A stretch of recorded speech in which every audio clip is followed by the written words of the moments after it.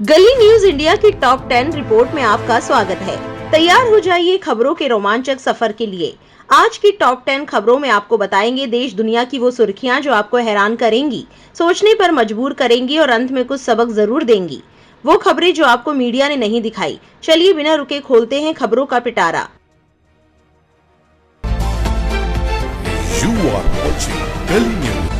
Report की पहली खबर आ रही है तुर्की से। अपने मोबाइल फोन, पीसी या टीवी पर उस्मान गाजी की सीरीज आपने जरूर देखी होगी। उस्मान गाजी का किरदार निभाने वाले एक्टर ने इजराइल को बड़ा झटका दे दिया है। गाजा के मासूमों के लिए एक्टर ने जो किया है वो काबिले तारीफ है। गाजा पर बरसते बम और मासूम बच्चों की लाशों के बीच तुर्की के मशहूर अभिनेता बुराक ओज़चीवित ने इंसानियत का ऐसा पैगाम दिया है जिसने दुनिया भर में चर्चा छेड़ दी है। जब इजरायली समर्थित कंपनियों ने उन्हें करोड़ों का लालच दिया तो बुराक ने साफ इनकार कर दिया कि इंसानियत बिकाऊ नहीं है। उनके इस कदम की खूब तारीफ हो रही है। दरअसल तुर्की के सुपरस्टार बुराक ओज़चीवित ने और उनकी बीवी फहीने ओज़चीवित ने इजराइल को समर्थन देने वाली एक कंपनी के 150 मिलियन लीरा के भारी भरकम विज्ञापन ऑफर को ठुकरा दिया। माना जा रहा है कि बुराक किसी ड्रामे के एक सीजन की 30 कड़ियों में काम करके भी इतनी रकम नहीं कमा पाते। वो हर एपिसोड के लिए लगभग 4 मिलियन लीरा चार्ज करते हैं, यानी कुल रकम मुश्किल से 120 मिलियन तक पहुंचती है। यूरोपीय संस्कृति में पले बढ़े होने के बावजूद बुराक हमेशा अपने नेक दिल और इंसानियत भरे स्वभाव के लिए जाने जाते हैं। यही बुराक ओज़चीवित है जिन्होंने तुर्की के ऐतिहासिक धारावाहिक कुरुलुस उस्मान में खिलाफते उस्मानिया के संस्थापक उस्मान गाजी का किरदार निभाकर दुनिया भर में पहचान बनाई। अगर आप तुर्की फिल्म और टीवी सीरीज के दीवाने हैं तो बुराक ओज़चीवित का नाम जरूर सुना होगा। पर क्या आप जानते हैं कि ये तुर्की का हैंडसम हीरो सिर्फ एक बेहतरीन एक्टर ही नहीं बल्कि एक समय का सुपर मॉडल भी रहा है, जिसके आज पूरी दुनिया में करोड़ों फैंस हैं। बुराक ने 2017 में क्लीकुसु में उनकी को स्टार रही फहीने एवेचन से शादी की। ये जोड़ी तुर्की की सबसे पॉपुलर और ग्लैमरस जोड़ियों में गिनी जाती है। उनका एक बेटा भी है, करण।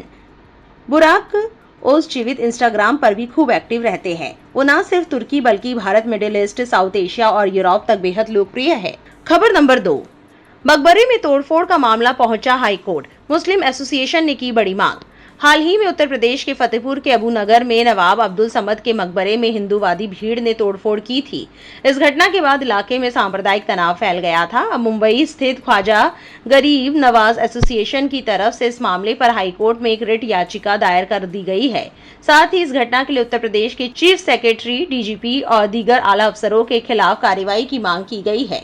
मुंबई स्थित ख्वाजा गरीब नवाज एसोसिएशन के वकील ने मीडिया के हवाले से बताया कि सहर नकवी और मोहम्मद आरिफ के मुताबिक रिट में कहा गया है कि फतेहपुर के मकबरे में तोड़फोड़ की घटना एक सुनियोजित साजिश के तहत अंजाम दी गई थी। साथ ही इस रिट में वहां मौजूद पुलिसकर्मियों पर यह आरोप लगाया गया है कि उन पुलिसकर्मियों ने घटना के वक्त उपद्रवियों को रोकने की कोशिश नहीं की बल्कि मूक दर्शक बने रहे। इस रिट याचिका में हाईकोर्ट से मांग की गई है कि फतेहपुर के अबूनगर स्थित मकबरे में तोड़फोड़ की घटना की जांच सीबीआई या कोर्ट के जरिए गठित कमेटी से करवाई जाए। गौरतलब है कि 11 अगस्त को फतेहपुर के अबूनगर में नवाब अब्दुल समद के मकबरे में भाजपा, विश्व हिंदू परिषद और बजरंग दल के शिद्दत पसंद कार्यकर्ताओं ने तोड़फोड़ की। इस घटना के वक्त का कई वीडियो वायरल हो रहे हैं जिसमें आरोप लगा है कि पुलिस कर्मी मूकदर्शक बने दिख रहे हैं और वो उपद्रवियों को रोकने के लिए कोई कोशिश नहीं कर रहे हैं। घटना के बाद इलाके में बढ़ते तनाव को देखते हुए अतिरिक्त पुलिस बल की तैनाती कर दी गई है। खबर नंबर 3, बीजेपी विधायक बाल मुकुंद मुस्लिम शख्स से बोले, देश का खाकर उसी के खिलाफ उगलते हैं। राजस्थान के जयपुर में शिक्षकों के लिए एक सम्मान समारोह आयोजित किया गया था जिसमें देश भर से आए 50 स्कूल डायरेक्टर्स और 100 शिक्षकों को सम्मानित किया गया। इस कार्यक्रम में मुख्य अतिथि थे हवा महल से भाजपा विधायक बाल मुकुंद। उन्हें भाषण देने के लिए मंच पर आमंत्रित किया गया, लेकिन शिक्षा या शिक्षकों पर बात करने के बजाय उन्होंने राष्ट्रवाद का मुद्दा उठा दिया। इस दौरान उन्होंने समारोह में मौजूद एक मुस्लिम व्यक्ति को सबके सामने अपमानित किया और उसकी देशभक्ति पर सवाल उठाए। इसका वीडियो भी सामने आया है। दरअसल शिक्षकों के सम्मान कार्यक्रम में बाल मुकुंद वंदे मातरम और भारत माता की जय के नारे लगवा रहे थे।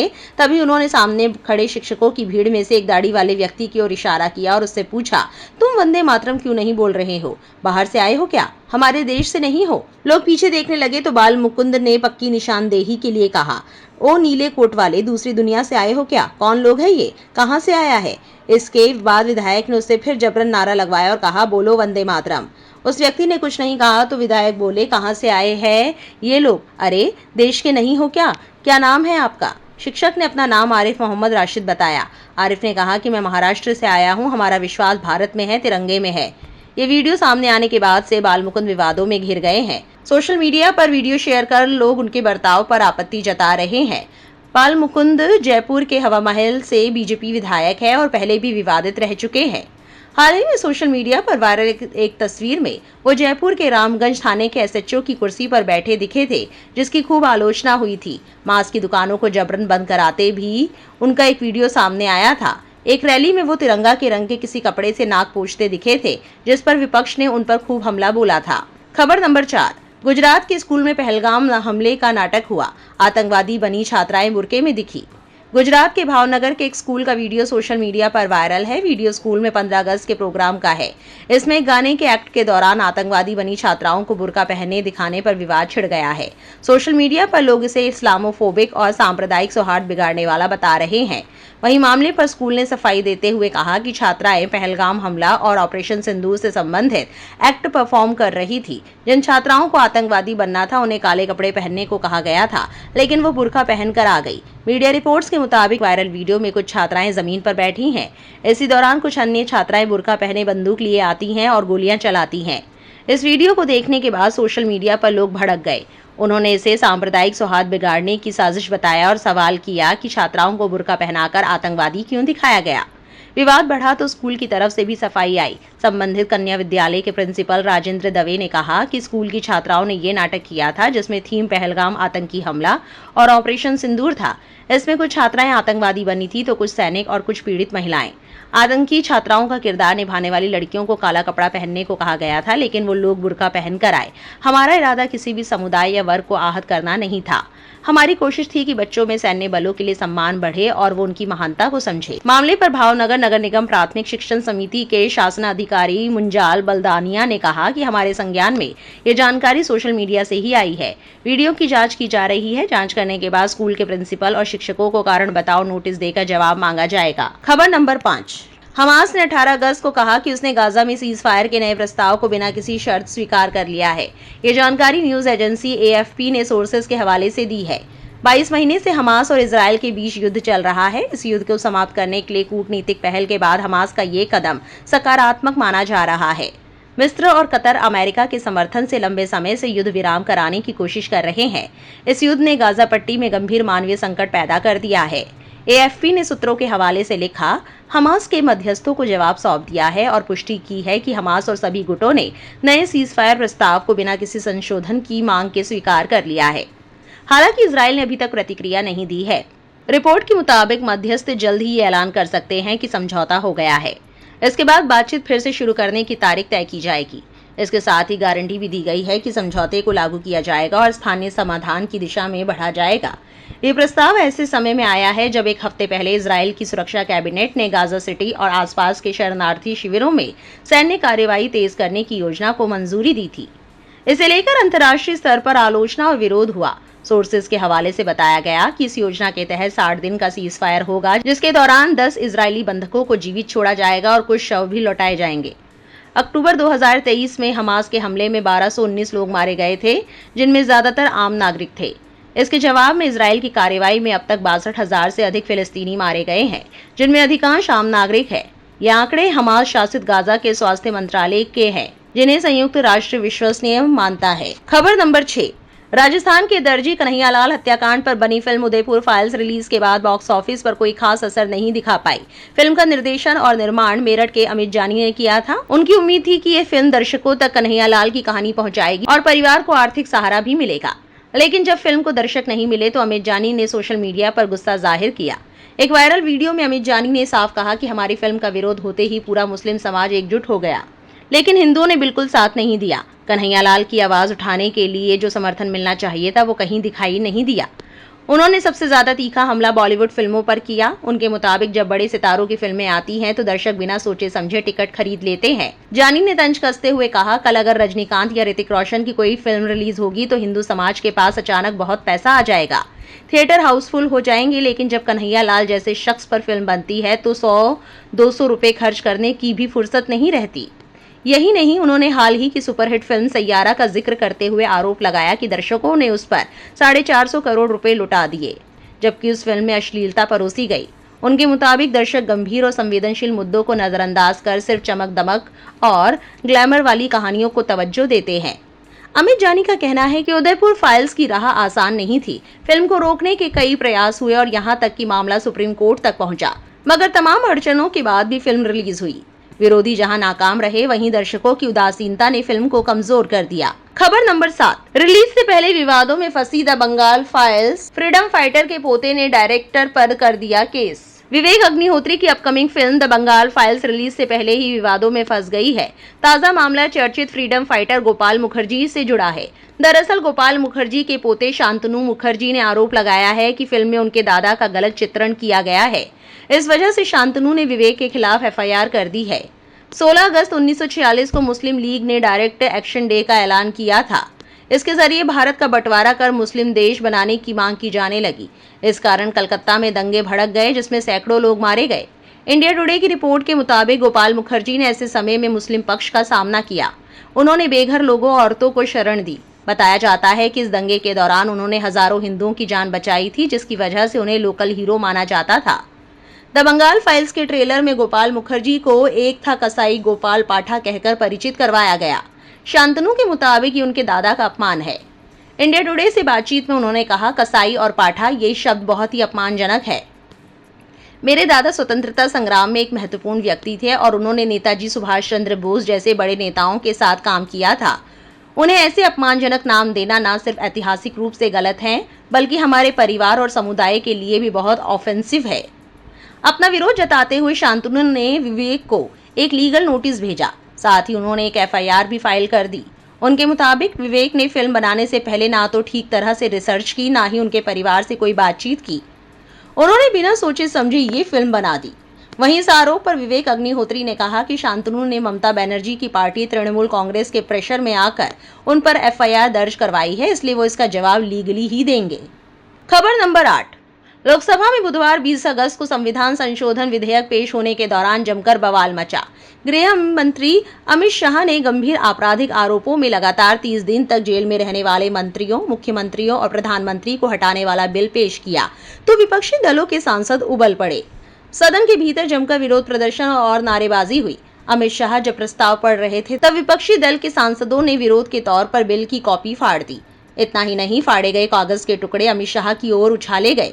आरोप है कि विपक्षी सांसदों ने कागज के गोले बनाकर भी गृह मंत्री की ओर फेंके। इंडिया टुडे की रिपोर्ट के मुताबिक इस बिल को लेकर विपक्ष का गुस्सा चरम पर था।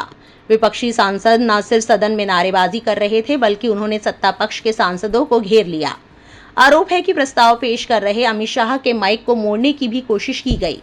ऐसे में सत्ता पक्ष के भी कई सांसद गृह मंत्री के बचाव के लिए आगे आ गए। इस दौरान विपक्षी सांसद वेल में आकर नारेबाजी करने लगे। हालांकि इस दौरान भी अमित शाह अपना प्रस्ताव भाषण पढ़ते रहे। उनके ऊपर कागज के टुकड़े किसने उछाले ये स्पष्ट नहीं है, लेकिन शाह के भाषण पढ़ने के दौरान उनके ऊपर बरसते कागज साफ देखे जा सकते हैं। विपक्षी दलों की ओर से विरोध और हंगामा बेकाबू होने के बाद स्पीकर ओम बिरला ने सदन की कार्यवाही स्थगित कर दी। विपक्ष इस बिल का विरोध कर रहा है और सरकार पर भविष्य में इसका दुरुपयोग करने की आशंका जता रहा है। एआईएमआईएम के राष्ट्रीय अध्यक्ष और हैदराबाद से लोकसभा सांसद असुद्दीन ओवैसी ने इसको लेकर सरकार पर निशाना साधा है। ओवैसी ने कहा, ये विधेयक असंवैधानिक है, प्रधानमंत्री को कौन गिरफ्तार करेगा। कुल मिलाकर भाजपा सरकार इन बिलों की मदद से हमारे देश को पुलिस राज्य बनाना चाहती है। हम इसका विरोध करेंगे। भाजपा भूल रही है कि सत्ता शाश्वत नहीं है। आज के 3 संशोधन विधेयकों से अगर कोई मंत्री 30 दिन तक हिरासत या जेल में रहेगा, तो वो अपने पद से अपने आप हट जाएगा। सरकार भारत को पुलिस राज्य बना रही है। ये लोकतंत्र और सत्ता के बंटवारे पर सीधा हमला है। खबर नंबर 9। अहमदाबाद के एक प्राइवेट स्कूल के बाहर 19 अगस्त को 9वीं क्लास के एक छात्र ने 10वीं के छात्र को चाकू मार दिया। घायल छात्र को हॉस्पिटल में भर्ती कराया गया, जहां देर रात उसकी मौत हो गई। छात्र की मौत के बाद लोगों ने स्कूल परिसर और उसके बाहर जमकर हंगामा किया। इंडिया टुडे की एक रिपोर्ट के मुताबिक दोनों छात्रों के बीच कथित तौर पर एक मामूली बात को लेकर झड़प हुई थी, लेकिन आरोपी छात्र ने स्कूल के बाहर निकलने पर पीड़ित को चाकू मार दिया। घायल छात्र को इलाज के लिए मणिनगर के एक प्राइवेट हॉस्पिटल में भर्ती कराया गया, जहां देर रात उसकी मौत हो गई। पीड़ित बच्चा सिंधी समुदाय से था, वहीं आरोपी मुस्लिम समुदाय से था। इस घटना के बाद छात्रों के पेरेंट्स समेत सिंधी समुदाय के लोग, हिंदू संगठनों और अखिल भारतीय विद्यार्थी परिषद के कार्यकर्ताओं ने स्कूल के बाहर और परिसर में जमकर हंगामा किया और तोड़फोड़ की। कथित तौर पर उन्होंने स्कूल कर्मचारियों पर भी हमला किया। प्रदर्शनकारियों ने आसपास खड़ी स्कूल बसों, कारों और दोपहिया गाड़ियों में तोड़फोड़ की। मीडिया रिपोर्ट्स के मुताबिक भीड़ एक कर्मचारी का कॉलर पकड़कर उसे घसीटते हुए ऊपर ले गई, जबकि प्रिंसिपल और दूसरे कर्मचारियों की भी पिटाई की गई। दरवाजे और खिड़कियां तोड़ दी गई और स्कूल की संपत्ति को भी भारी नुकसान पहुंचाया गया। गुजरात पुलिस ने कानून व्यवस्था बनाए रखने के लिए स्कूल में भारी संख्या में पुलिस फोर्स की तैनाती की है। प्रदर्शनकारियों और पुलिस के बीच झड़प की भी खबर है। रिपोर्ट के मुताबिक गुजरात पुलिस की ओर से बताया गया है कि अभी इस मामले में आगे की जांच जारी है। खबर नंबर 10, ट्रेन से गायब अर्चना तिवारी यूपी में मिली। नेपाल बॉर्डर के पास से पुलिस ने किया बरामद। नर्मदा एक्सप्रेस से बीच सफर में गायब हुई अर्चना तिवारी 12 दिनों बाद मिल गई है। पुलिस ने उन्हें यूपी के लखीमपुर खीरी से नेपाल बॉर्डर के पास से बरामद किया है। उन्हें वापस भोपाल लाया जा रहा है। पुलिस भोपाल लाकर अर्चना से पूछताछ करेगी कि आखिर वो कैसे गायब हुई थी। मध्य प्रदेश हाईकोर्ट की इंदौर बेंच में वकालत कर रही अर्चना तिवारी नर्मदा एक्सप्रेस से इंदौर से कटनी जा रही थी। रक्षाबंधन के लिए 8 और 9 अगस्त की दरमियानी रात को वो लापता हो गई थी। उन्हें कटनी रेलवे स्टेशन आना था, लेकिन उनका बैग उमरिया रेलवे स्टेशन पर बरामद हुआ था। इसके बाद जीआरपी ने गुमशुदगी का मामला दर्ज कर जांच शुरू की थी, लेकिन काफी जांच पड़ताल के बावजूद उनका पता नहीं लग पा रहा था। 19 अगस्त को एक कॉल ने उन्हें ढूंढने में मदद की। दरअसल मंगलवार की सुबह अर्चना ने अपनी मां को फोन किया और उनसे बात की। अर्चना ने मां को बताया कि वो बिल्कुल ठीक है, लेकिन फोन पर उन्होंने ये नहीं बताया कि वो कहां से बात कर रही हैं। आज तक की रिपोर्ट के मुताबिक बाद में पुलिस ने उनकी लोकेशन ट्रेस की और उन तक पहुंची। 20 अगस्त को अर्चना को लखीमपुर खीरी में भारत नेपाल बॉर्डर के पास से ढूंढ निकाला। पूरे घटनाक्रम को लेकर एसपी राहुल कुमार लोढ़ा ने बताया, राज्य के रेलवे पुलिस के जवानों ने 12 दिनों की कड़ी तलाशी के बाद आखिरकार भारत नेपाल सीमा पर स्थित लखीमपुर खीरी शहर में अर्चना तिवारी का पता लगा लिया। पुलिस अर्चना को वापस भोपाल ला रही है। उनके बयान दर्ज करने के बाद पूरे घटनाक्रम का विवरण सामने आएगा। इस मामले में एक लेटेस्ट अपडेट ये भी सामने आया है। आज तक की रिपोर्ट के मुताबिक अर्चना को पुलिस ने खोज लिया है। उसने कबूलनामे में खुलासा किया है कि घरवाले मेरी मर्जी के खिलाफ शादी के लिए रिश्ता देख रहे थे। कुछ दिन पहले मुझे बताया गया कि तुम्हारे लिए एक पटवारी लड़का देख लिया है। परिजन बार बार शादी करने के लिए मजबूर कर रहे थे। इसी वजह से मैं मानसिक रूप से परेशान हो गई थी। इसी बीच 7 अगस्त को रक्षाबंधन के लिए मैं इंदौर से कटनी के लिए नर्मदा एक्सप्रेस ट्रेन में रवाना हुई, लेकिन मैं मानसिक रूप से घर जाने के लिए तैयार नहीं थी। मैंने सोच लिया था कि मैं अब घर नहीं जाऊंगी और सिविल जज बन जाने तक मैं शादी नहीं करूंगी। अर्चना ने बताया कि सारांश और तेजेंद्र ने दोस्त के नाते उनकी मदद की और किसी ने उनके साथ कोई गलत हरकत या गलत काम नहीं किया। पुलिस ने सारांश के माध्यम से अर्चना से संपर्क किया और बताया कि उनके परिवार वाले बहुत परेशान हैं। इसके बाद अर्चना काठमांडू से विमान के जरिए धनगढ़ी पहुंची और वहां से लखीमपुर खीरी नेपाल बॉर्डर पर आई, जहां मध्य प्रदेश जीआरपी की भोपाल टीम ने उन्हें बरामद किया। अर्चना को अब रानी कमलापति जीआरपी थाने लाया गया है। ये थी इस रिपोर्ट की कुछ अहम खबरें। आपकी इन तमाम खबरों को लेकर क्या राय है, कमेंट में जरूर लिखें और ऐसी और जरूरी खबरों के लिए दिल्ली न्यूज से जुड़े रहें।